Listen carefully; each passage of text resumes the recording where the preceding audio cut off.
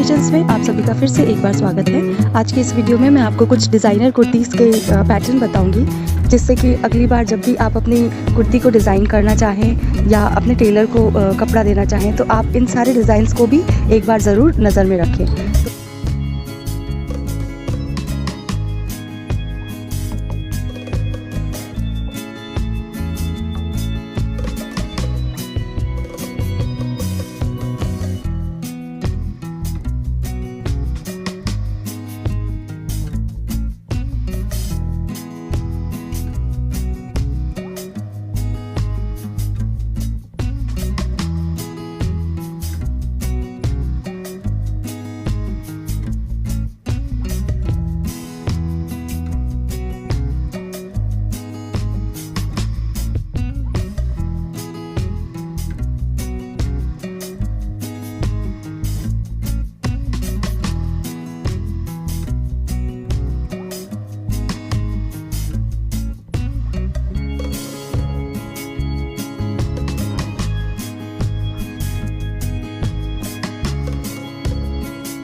तो फ्रेंड्स, कैसे लगे आज के डिज़ाइंस?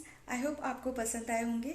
अगर वीडियो अच्छी लगी तो इसे लाइक ज़रूर कर दीजिएगा, अपने फ्रेंड्स के साथ भी ज़रूर शेयर कीजिए और अगर इसी तरह के और वीडियोस देखने हैं तो मेरे चैनल को सब्सक्राइब करना मत भूलिए। हम फिर मिलेंगे अपनी अगली क्रिएशंस में। वीडियो देखने के लिए बहुत बहुत शुक्रिया।